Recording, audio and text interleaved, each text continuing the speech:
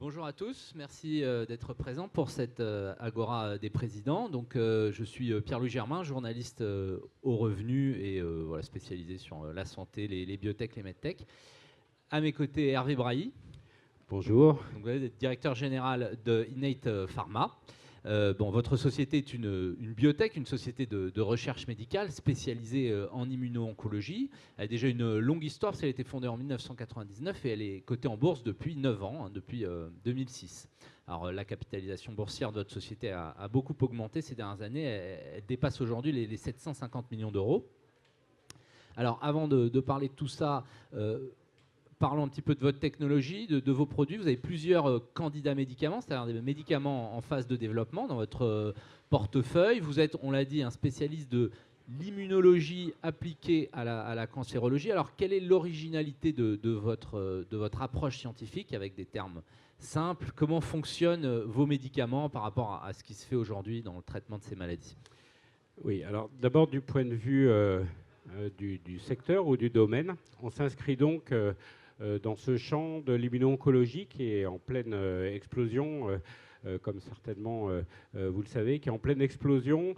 Et ceci consiste à essayer de prendre appui sur le système immunitaire pour contrôler des pathologies tumorales, qu'il s'agisse de tumeurs liquides en hématologie ou de tumeurs solides. Alors ça a été pendant longtemps un espoir, scientifiquement validé, mais sans concrétisation clinique.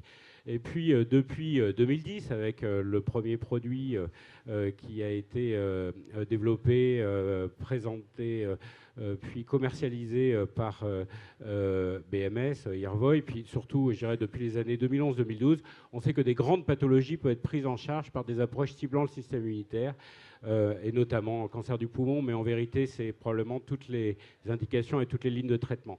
Alors là-dedans, on s'inscrit avec une approche scientifique qui est un petit peu spécifique, je ne vais pas rentrer dans les détails, mais disons que pour avoir une réponse immunitaire efficace, une réponse du système immunitaire qui prenne en charge la tumeur, il faut agir sur plusieurs compartiments cellulaires. Donc les approches qui sont aujourd'hui commercialisées ou les plus avancées visent un compartiment qu'on appelle l'immunité adaptative. Là encore, je ne vais pas jargonner. Mais à côté de ça, pour que vraiment chez plus de patients et dans plus de situations cliniques ça fonctionne, il faut qu'on prenne aussi appui ou qu'on stimule l'immunité innée. Donc il y a un autre compartiment du système immunitaire. Immunité innée, Innate Pharma, c'est notre ADN scientifique. Donc c'est une ingénierie du système immunitaire. Vous réveillez le système immunitaire pour Oui, on peut dire ça, ou on peut dire, si vous voulez, que normalement, on sait qu'on fait des cellules tumorales tous les jours, mais le système immunitaire les prend en charge. Puis à partir du moment où il ne les prend plus en charge, il y a un développement de tumeurs. Et donc on essaye de comprendre quels sont les mécanismes d'échappement, pourquoi est-ce que le système immunitaire ne fonctionne plus, et de bloquer ces mécanismes d'échappement pour restaurer une réponse efficace qui aura un effet thérapeutique. Et un effet thérapeutique, ça c'est le point important, de longue durée, c'est-à-dire vraiment de contrôle de la maladie sur la longue durée. Alors, votre produit le plus avancé, il s'appelle l'irilumab, il est en phase d'essai clinique chez l'homme.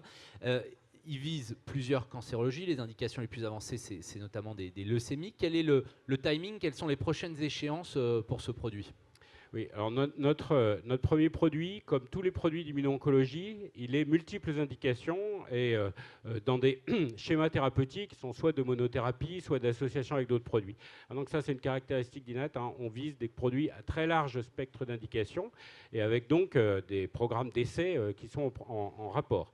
Alors, pour l'irilumab, on a des indications de tumeurs solides en combinaison avec le nivolumab de BMS. Et je crois qu'il faut dire que ce programme est en partenariat avec BMS. On reviendra là-dessus.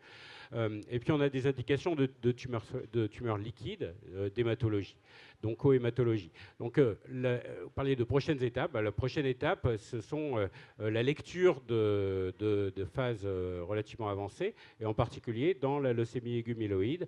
Donc, ça, c'est attendu pour le deuxième trimestre 2016 maintenant. Et au total, 2016 devrait être une année extrêmement importante pour l'irilumab. On va avoir une visibilité accrue sur le devenir en développement, l'ouverture possible de phase 3. Donc les résultats de cette phase 2, cette phase intermédiaire, c'est pour Mi-2016. Alors ça, c'est une phase sur 8 essais au total qui sont... Enfin, le programme a beaucoup pris d'ampleur, pris une grosse ampleur avec notre partenaire BMS au cours des dernières années. Mais c'est le premier essai, et c'est un essai qu'on dit randomisé, double aveugle, de phase 2, qu'on peut qualifier d'essai pivot, qui peut déboucher soit en cas de succès, bien sûr, soit sur une phase 3, soit même en cas de bénéfices thérapeutiques démontrés exceptionnels, sur une démarche réglementaire d'accélération accélérée. Précisément, ces résultats, vous les attendez pour quand? Alors, les projections sont faites par les biostatisticiens et réévaluées. Aujourd'hui, on est sur une projection. On aura le nombre d'événements permettant de lire l'essai au deuxième trimestre 2016. Évidemment, plus on s'approche et plus la prévision sera précise. Alors, vous l'avez dit, vous avez deux partenariats majeurs. Le premier avec Bristol Myers Squibb, BMS, que vous avez signé en 2011. Le deuxième avec un autre grand groupe industriel de la pharmacie, c'est AstraZeneca. Il a été signé cette année. Alors, comment fonctionnent ces deux accords de licence? Je crois qu'ils sont un petit peu différents. Qu'est-ce qui vous apporte chacun? Ces deux accords qui sont en vérité très différents par leur structure, aussi par leur ampleur financière, et qui correspond, je dirais, à la maturation de la société. Le premier accord avec BMS, c'est un accord de licence, stricto sensu, c'est-à-dire que nous avons cédé tous les droits, tout territoire, toutes indications à BMS, qui prend en charge l'ensemble des coûts de développement. Donc il n'y a pas de risque pour INAT, au sens de risque financier, des développements cliniques. Les développements ne nous coûtent plus, et on voit l'implication du partenaire, et ça représente un effort et un investissement qui est vraiment très, très substantiel. Mais si vous voulez, ça correspond à une étape dans la vie de la société. Alors je peux un tout petit peu pondérer ça, certes, BMS paye tout, mais nous réalisons certains essais, ce qui permet de construire l'organisation, et en particulier l'essai multicentrique leucémie qui est fait en France. Le deuxième partenariat avec AstraZeneca, là on a vraiment franchi une étape pour INAT, parce que c'est un accord de co-développement, co-promotion. Ça veut dire que là, nous ne recevons pas en cas de succès seulement des royalties, mais nous recevons une partie des profits sur un territoire géographique. En l'occurrence, nous avons un droit de copromotion, co-commercialisation sur l'Europe, qui nous rend éligibles à 50% des profits sur l'Union européenne. Et vous allez participer financièrement. Et la possibilité de participer au développement et à la commercialisation. On reçoit des royalties sur le reste du monde. Donc certes, en contrepartie, il y a une prise de risque. Cette prise de risque est cadrée, puisque l'accord est structuré de telle manière qu'on puisse mettre au travail que de l'argent qu'on a déjà reçu. Puis financièrement, ce n'est pas la même échelle non plus. C'était 250 millions d'upfront de paiement initial en avril 2015. Est-ce que tous les programmes d'INATE ont vocation à être partenarisés, à être confiés à un partenaire sous des formes variables de licence? Alors, ce que cette évolution entre BMS et AZ illustre, c'est la maturation de la société dont on ambitionne de faire un acteur biopharma. Et on a cette ambition parce qu'on a une stratégie de portefeuille et pas une stratégie sur un produit unique. Donc effectivement, on a un troisième produit derrière qui devrait rentrer en clinique très prochainement, qui lui est un produit propriétaire et qu'on ne va pas chercher à avoir en partenariat. Bon, pourquoi ça? Parce que c'est un produit pour lequel les investissements nécessaires pour le développement sont probablement plus faibles, parce que c'est un produit qui adresse une pathologie qui est en besoin médical très sévère, le lymphome T cutané, mais qui est plus restreinte. Donc là, on ne parle pas de centaines de millions de dollars ou d'euros d'investissement, mais plutôt de dizaines, donc on peut le prendre en charge. Au-delà, on a un portefeuille de discovery qui est très large, et je dirais on choisira de façon pragmatique, au cas par cas, selon les besoins, selon la pertinence, mais avec cette idée de conserver des droits au minimum sur des territoires pour se réserver la possibilité de construire la société. Alors revenons à vos partenaires. Deux partenaires, ce sont deux sociétés qui sont investies dans le domaine de la cancérologie, qui sont même très en pointe en immuno-oncologie. Elles ont eux-mêmes leurs produits innovants. Comment ça se combine avec votre portefeuille? Est-ce qu'on cherche des synergies? Déjà, je crois que vous faites bien de souligner que c'est deux sociétés qui sont en pointe, parce qu'il y a 4 leaders, si vous voulez, qui sont peut-être au coude à coude dans l'immuno-oncologie, qui est appelé à devenir le premier segment de l'industrie pharmaceutique. Donc c'est pas rien. C'est BMS, bien sûr, qui est leader et le premier qui a démarré dans ce domaine, suivi par Merck, Roche et AstraZeneca. Donc c'est des sociétés qui sont vraiment les 4 acteurs. Deux partenaires parmi les 4 qui ont pris, alors il y en a d'autres maintenant qui rentrent, mais qui ont pris le lead. Donc, Ils ont eux-mêmes leurs produits, ouais. leurs Alors, innovations. ils ont eux-mêmes leurs Comment produits. ils vont utiliser les vôtres? Aujourd'hui, le produit le plus avancé, c'est les produits Opdivo et Keytruda qui ciblent une molécule qu'on appelle PD1 et qui ont changé la face, non seulement du mélanome, mais de grosses indications comme le cancer du poumon. Ces produits vont être probablement toutes lignes, toutes indications. Mais ce n'est pas la fin de l'histoire, parce que si on regarde les résultats de Opdivo ou Keytruda, les taux de réponse et de réponse de qualité qui sont obtenus sont entre 20 et 30% des patients. Bon.